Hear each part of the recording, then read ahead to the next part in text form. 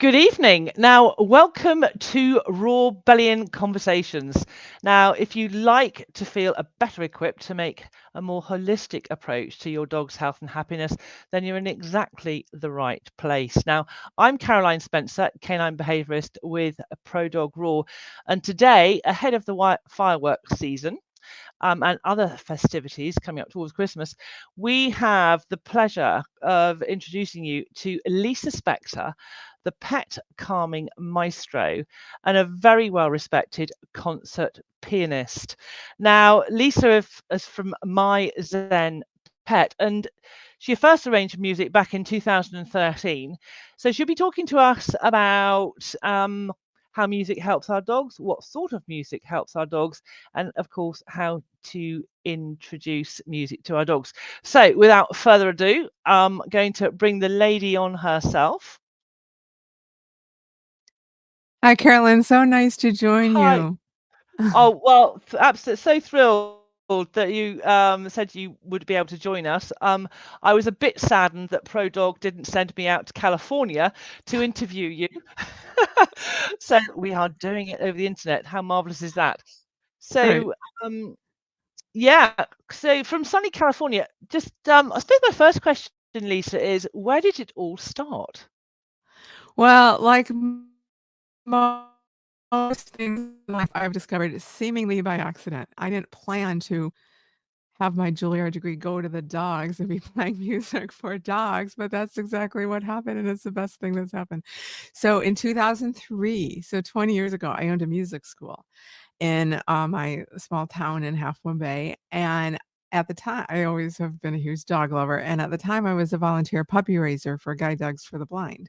So while I was researching what music worked to calm my four-year-old human students, my kids, to get them focused and centered when they came into the room for their music class, I also was observing my four-month-old rambunctious puppy, because when you see guide dogs, they're trained guide dogs and they've learned how to be calm, but when they're 4 months, they're still a puppy and they're still rambunctious. And so started researching different kinds of music that would work to help calm and focus the four-year-old kids, and found the right prescription of classical music that worked on the kids. But then when I looked over at the puppy, and within a minute, he'd always be snoozing. I'm like, "I'm onto something here, and I wonder what's been done," and I started to realize 20 years ago, there was a lot of gaps in this field of canine sound therapy. That's amazing. They all started back in was it? Is my right in saying 2013? I was 10 years before that, 2003. Oh goodness, I'm 10 years too late because I first heard of you sort of in 2013. I do apologize. That's okay. Um, Well, released my first album with my previous company I co-founded through a dog's ear in 2008. ah, I'm not too far off then. Yeah. Um, so what sort of music helps, well, by sound of children and dogs and other pets really truly relax, and what sort of tempo are we talking about?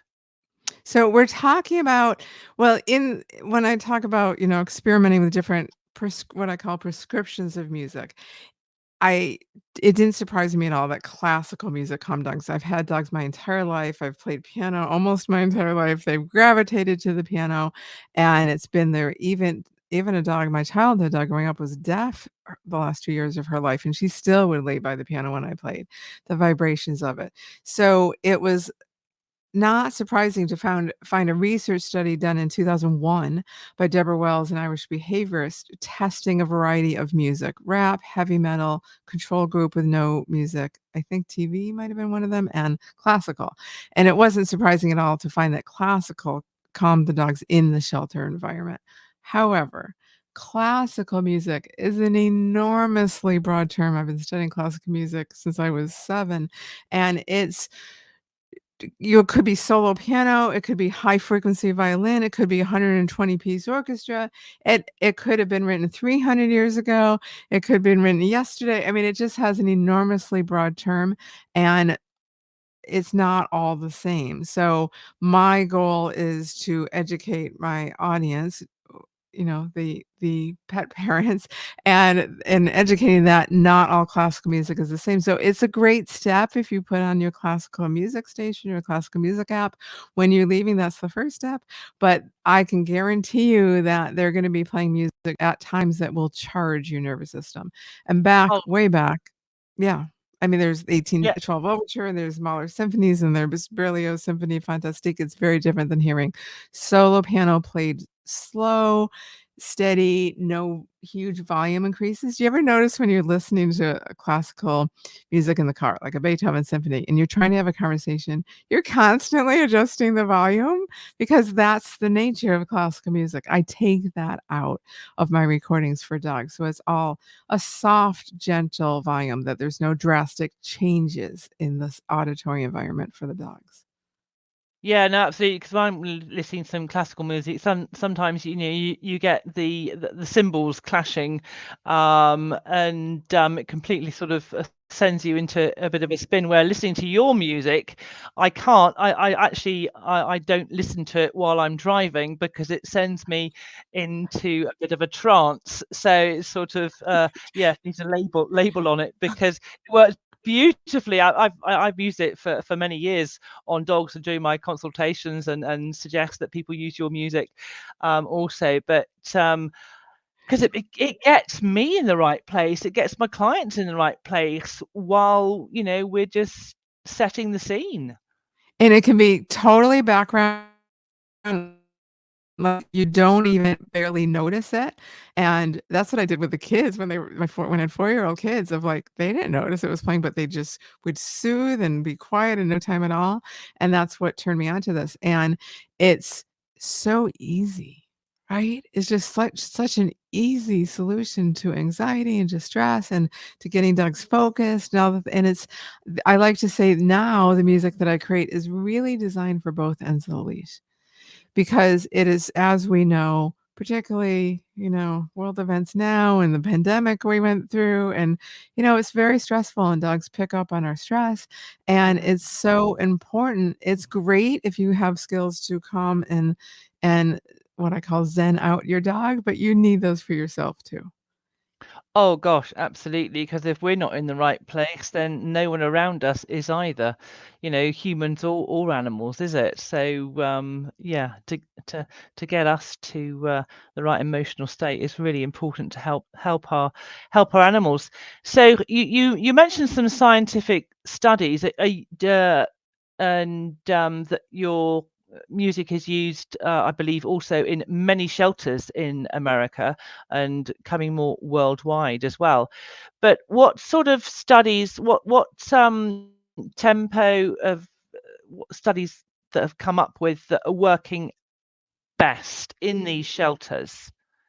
Well, what's so interesting is when I came up with this idea of recording music for dogs in 2003, there was only one study. It was 2001 by Dr. Deborah Wells. And since then, I was involved with a study, so that was published, I think, in 2005 with Dr. Susan Wagner, which is researching different kinds prescriptions of classical music, solo instrument, chamber music, different speeds and different tempos. Since then, there's probably been another dozen or so, and they're all different. They're all like some say reggae's best, some say classical's best. It drives me crazy when they say classical's best because classic it's so broad. It's like saying pop is best. It's such a huge variety. So the one thing, the one single thing that all of them have in common, all these research studies, is that lower frequencies calm the canine nervous system, cause dogs in shelters to lay down, to stop barking, to stop panting, and really calm their nervous system. So you think about it, it makes total sense. When you are talking to your dog and it's nighttime and it's like, good girl, good night, Gina. So you just instinctively go to a lower voice, you don't think about it, you go to, in musical terms, what we call long legato sounds, smooth sounds, because it's very soothing for your dog and for you. If your dog is about to cross the street and you see a car coming, the last thing you do is Fido here. It's not Yeah. gonna get their attention. I'm not gonna say it because she's snoring right now, but you're gonna go into high pitched what we call in musical terms, short staccato sounds to get your dog's attention. That's what we do. She's a two-time agility champion. That's what we do on the agility course when our dog's about to take the tunnel because they love it so much. And that's not on the course. That wasn't the plan. We call them with a high frequency, short staccato pitch of their name, and it works. So we do that instinctively. I just do that in music. So I take out the high frequency, short staccato sounds and I put in the long legato lines the same way we would talk to our dogs when Yeah. we want to soothe them. No, that's lovely because I, as you say, with talking, what I always suggest to people is they just elongate their vowels, and Exactly. Yeah. you come with that nice, calm, gentle tone. So the music, as you say, it's not to have the music blaring out. It can be pretty inaudible to us actually because our dog's hearing is so phenomenal that it doesn't have to be intrusive into your world, does it? Exactly. Exactly, and the mistake most people make, including shelters, I've donated my music to 1,500 shelters worldwide, and I love hearing it, but I cringe when I go in and it's too loud.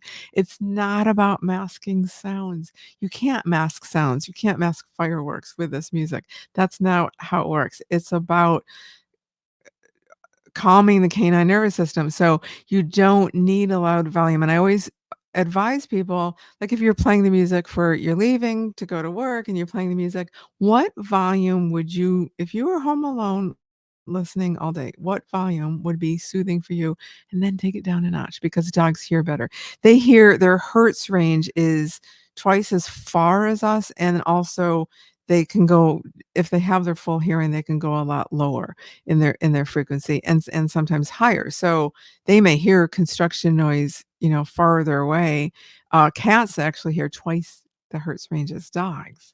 So Wow, that's why cats oftentimes will stop eating when there's construction a mile away because they're hearing things that you don't hear. goodness, well, that's interesting. That's something I didn't know. Well, there's lots of things I didn't know, but that was so.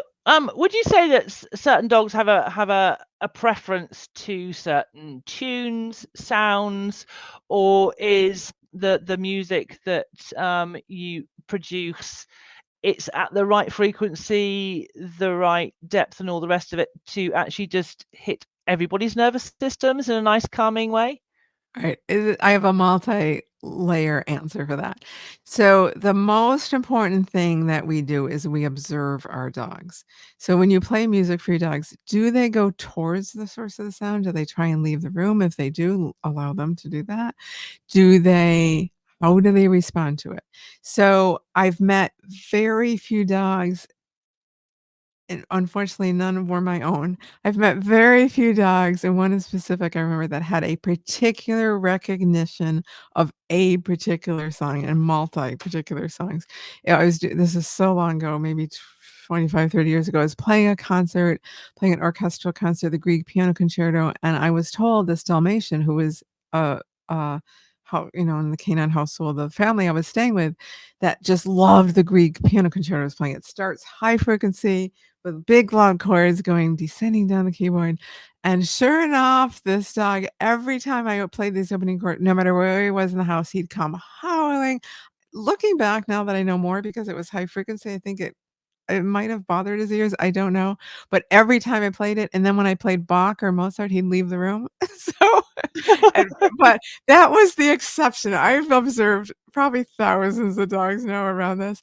And so I do invite, your viewers to pay attention to the music that your dog responds to, and every dog is different.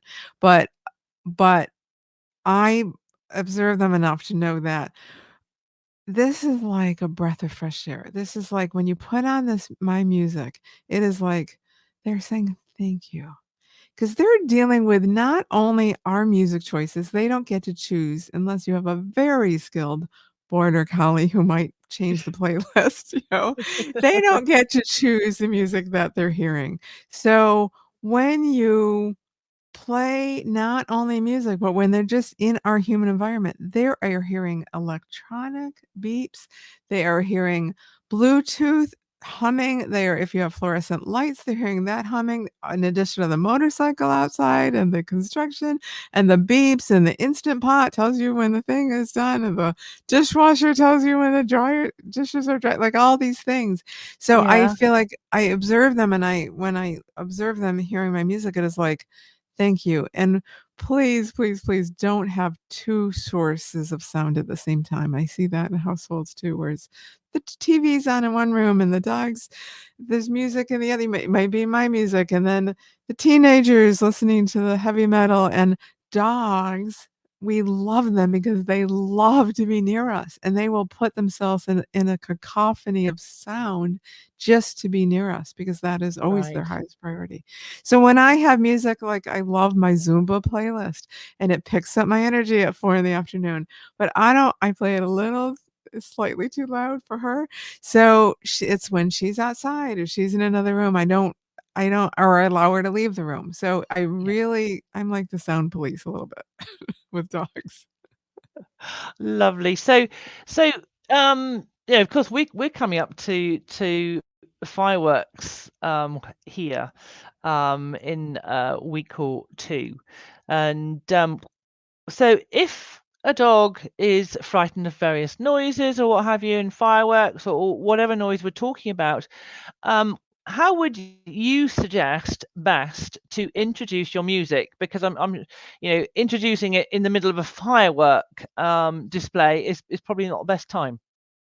The farther in advance you can condition your dog, you can use it as classical conditioning. People forget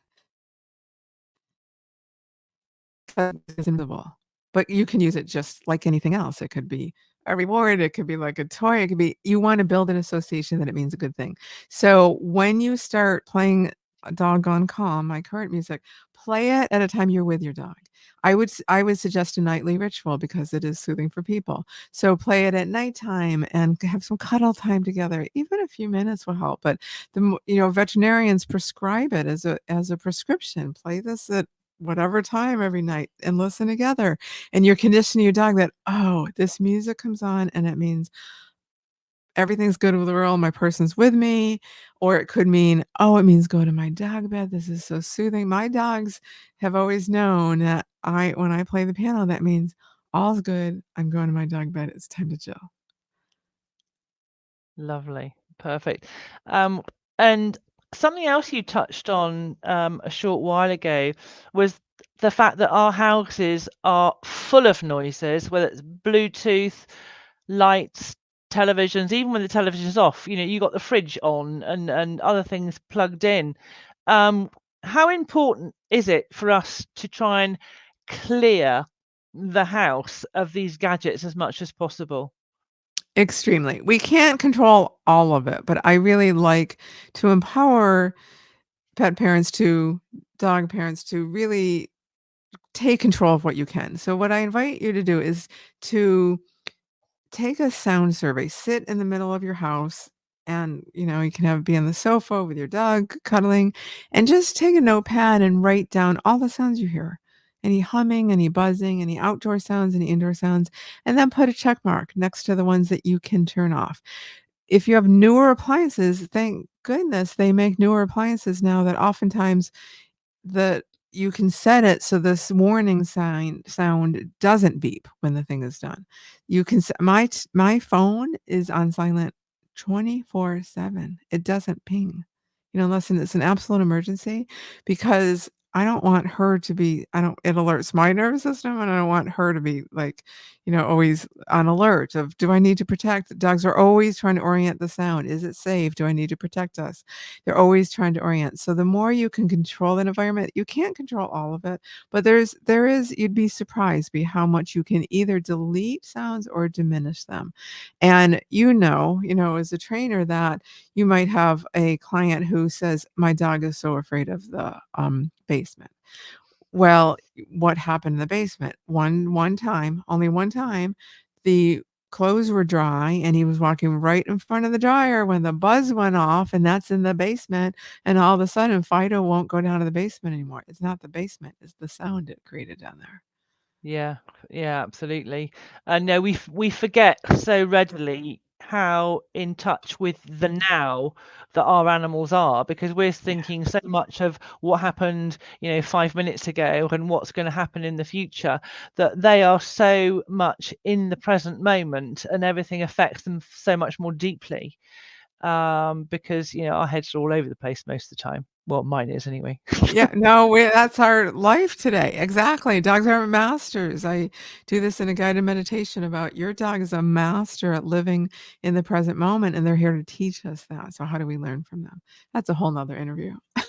Yeah, oh, absolutely. No, reading through your website is absolutely fascinating, and also, I say your music as well. Because where can people find your music, Lisa? So they can find it if you stream your music, you can find it on all the streaming platforms on Spotify, Apple Music, Amazon Music, and so forth. And it's I have to look this up. It's oh my goodness, lisaspector.hearnow.com. But actually the best place is go to myzenpet.com and you'll see it. Yeah. And also if you want tips of how to use my music, how to use canine sound therapy to help your dog, go to myzenpet.com/tips. And then I send you a link to the streaming music and also a PDF download of how to work with separation anxiety, sound phobias, excessive barking, hyperactivity, and all the things that you can use music to help your dog relieve anxiety with. Fabulous. And I will put that in the link under this live. So it's myzenpet.com/tips. Yeah, exactly. And I know we were talking about playing for your viewers and I don't do you wanna talk about that while I look and see whether she responded from StreamYard? Yes, yes, we were. Lisa was gonna be giving us a mini concert of a couple of minutes, but we couldn't sort the microphones out, sadly. Um, and because I tell you what, after listening even to 5 minutes of Lisa's compilation, you are really in on a completely different platform. So Oh, thank you. I really do urge you, just but for your mental health, and if you're feeling wound up or stressed, to help you come down and feel more level, more at peace, More um, zen. If you're ready for some more zenning out zen, time. the more zen in your life. Because when you're zen, your dog and your animals are going to be more zen, aren't they? Yes. Yeah, exactly. Exactly. I mean, they Yeah. pick up on everything. They're always watching our pattern we know this. They're watching everything we do, and, and it includes our stress level, and music is such a great easy, free solution. Oh, absolutely. And so no, it's something I definitely delve into on a daily basis. So Lisa, have you anything else to add that we haven't covered that you'd like to just tell the world, or tell all of us on ProDog Rebellion group at least? I guess you know what comes to mind because this is such a unique interview because of ProDog and, um I have seen now I have a lab, so Gina's 14. She's a retriever, so she gets very excited at dinner time. She gets very excited for training for treats, and I'm now a single dog household, but when I was multi-dog, my other dog had some, guarding issues, resource guarding issues around food, and that is another area where the music can help. I'm not gonna say you're gonna put on the music and they're gonna say, "No, I'll pass on dinner." That's not gonna happen. Yeah. They're not gonna, like, stand up, but it could just watch your dog's level. We're talking about, like, taking them down 1 or 2 notches could really help. So, particularly if you're feeding multi-dogs and there's some resource guarding issues, and it just takes it down a notch. So it's not always about on off. It's like the music is works like a dimmer switch. And so watch your dog's level. And sometimes it's just the most subtlest of behavior changes too. Yeah, and absolutely, and if you have it on all the time, again, very subtly in the background, it's going to have an effect on your whole dog's day, even when you're going out for a walk, because your dog starts off in a Zen state of mind. Yeah, exactly. Even that, like walking a dog who's reactive, it just takes, and even if you're just listening before you leave for the walk, it can just, and it's not like A to Z. I mean, it's very, as you know, with all training, it's little by little. It's something I've learned Yeah, through, yeah, little by absolutely. little. And, Yeah, just tailor making it to your dog and doing, because any add-on like music or essential oils or herbs and things like that, they are a help, most definitely. But also it's what you do and how you are, right. that is gonna also make the difference. So it's kind of knitting lots of different elements together and Exactly. finding the root cause, knitting everything together, what suits your dog, and making that plan. But to have your expertise and for many years. Oh, that's a bit rude, isn't it? Many years, a few years, many years of No, it's fine. expertise. I've I've I've earned my wrinkles. It's fine. Yes, yeah, me too. Um, so that's fantastic. And I say I'm going to put your website link under this live so everybody can get access to your music and read more about what you're doing, and also the music you're coming up with in the future for both pets and dogs, pets and their humans. Yes, I'm actually Riding the coming same. out in November. I'm coming out with a new program called Zen Dog Zen You.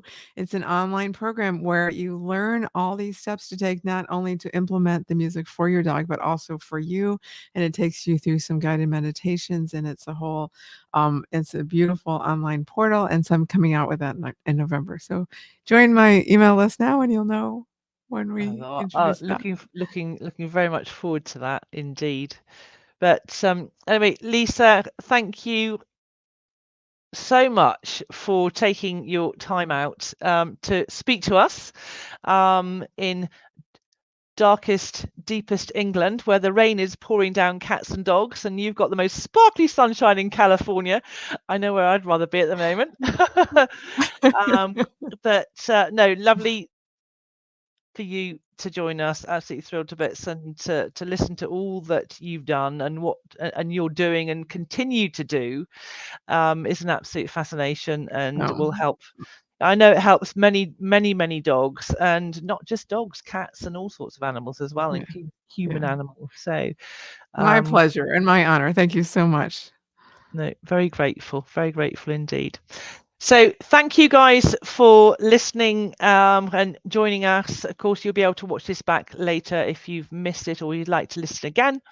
So, from me and Lisa, it's goodbye for now, and hopefully we'll be speaking to Lisa again if she so wishes to keep us up to date and abreast I'd of love all to. things music for dogs. I'd love to. Thank you so much.